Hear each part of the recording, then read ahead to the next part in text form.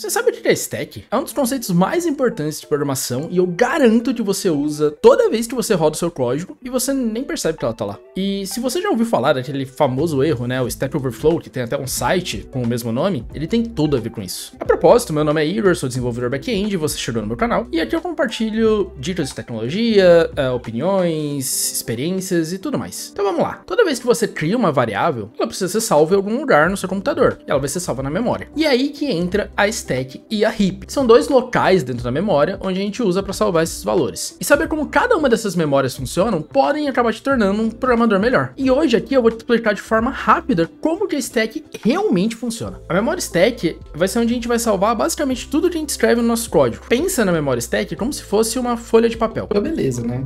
Usando aqui a ideia que a stack é basicamente uma folha de papel, toda vez que a gente for escrever alguma coisa aqui dentro dela, a gente vai começar, né, do começo e vai escrevendo sequencialmente aqui em todo o espaço livre que eu vou ter. Se por acaso eu tiver que apagar alguma coisa e manter o meu caderno organizado, né, o ideal dentro aqui é que eu sempre apague do final, porque se eu apagar um valor que está no meio, então se eu tiver alguma coisa assim e apagar esse valor aqui, por exemplo, meu caderno vai ficar com um buraco, o que não é a ideia, né? A stack não pode ter buracos. Então eu sempre vou apagar a última coisa que eu estou escrevendo, porque se eu apagar essa última coisa, eu posso escrever qualquer coisa aqui no lugar, né? Então eu posso começar um novo dado aqui em vermelho, seguindo dessa forma. E daí ele pode ter quantas linhas for necessário. Ah, eu estou escrevendo alguma coisa e eu preciso colocar aqui alguma lista, por exemplo. Então eu vou ter, sei lá, aqui uma lista de compras. Então eu posso falar, eu não sei quantos itens vai ter na minha lista de compras, mas eu vou deixar aqui o espaço para ter 5. Então eu vou colocar 1, 2, 3, 4, 5. E daí eu posso continuar escrevendo aqui embaixo quando chegar um novo dado. Então eu vou escrever a próxima coisa aqui. Então eu posso começar a escrever aqui. Só que agora eu já defini que a minha lista de compras vai ter 5 elementos. Então eu não posso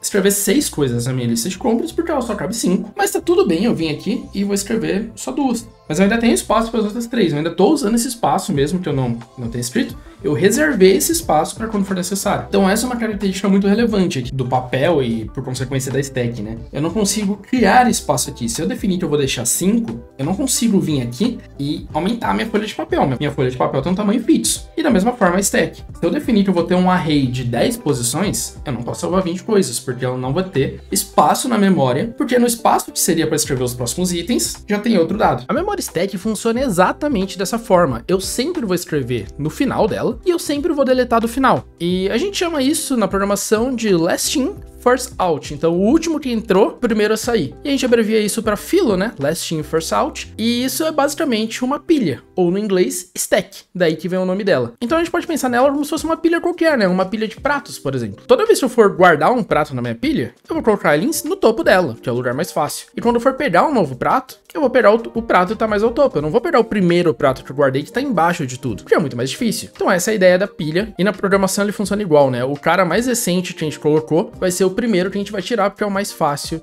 de estar fazendo isso. Então a stack vai ser preenchida conforme o nosso código vai sendo executado. Então toda vez que eu executar uma declaração de variável ou uma chamada de função, eu vou empilhar esse valor dentro da minha pilha e quando essa função terminar, eu vou tirar tudo que eu empilhei. Então se tinha uma variável que eu declarei dentro dessa função, quando a função morrer, ela vai sair da memória. Então as características da memória stack são as seguintes. Ela é fácil de escrever porque eu sempre sei onde eu vou escrever o próximo dado, que no caso vai ser no próximo espaço livre. Ela é fácil de ler, porque como eu vou salvar todos os dados de forma sequencial, ela não vai ter buracos, eu não vou precisar ficar procurando onde está salvo o dado. Então imagina que eu tenho um array muito grande. E eu vou salvar um pedaço aqui, outro pedaço em outra porção de memória e outro pedaço bem mais pra frente. Nesse caso, eu teria que ficar pulando de um lugar para o outro. Na memória stack isso não acontece, eu vou salvar o array todo junto, e, inclusive é por isso que eu preciso saber o tamanho do array, então é muito mais fácil de ler, eu vou ler ele de forma sequencial. A nossa stack também tem um tamanho limitado, né? Então quando o sistema operacional for executar o nosso programa, ele vai definir um tamanho máximo para stack, então a gente só consegue empilhar um determinado número de coisas,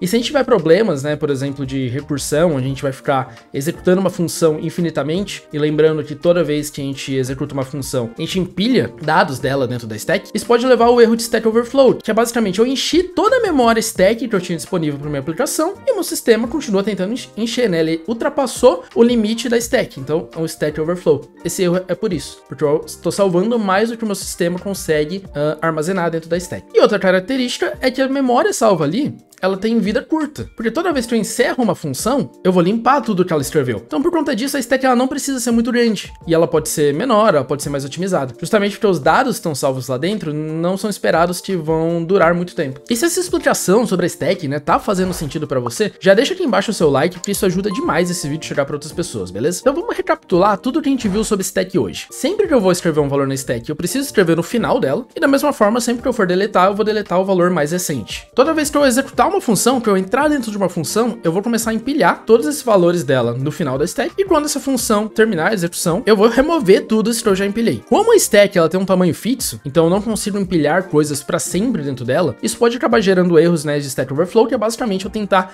empilhar mais coisas na minha memória do que ela comporta, que é o erro que dá o nome para aquele site famoso, né, o Stack Overflow. Então, né, como eu dei o exemplo, a stack é basicamente como se fosse um caderno organizado, onde eu tenho espaço para tudo, onde tudo tem o seu lugar, só que ele tem poucas páginas para ser escrito. Mas agora você pode estar perguntando, onde que eu salvo os valores que eu não sei o tamanho? Então eu tenho, por exemplo, um array de usuários, eu não sei quantos usuários uma aplicação vai ter. Então é aí que entra a memória heap, que é basicamente um armário desorganizado onde cabe praticamente tudo. E no próximo vídeo aqui do canal eu vou te mostrar em detalhes como ela funciona, então já se inscreve aqui para não perder. E também aproveita e já deixa aqui embaixo no comentário o que tá achando do vídeo. E é isso, até semana que vem.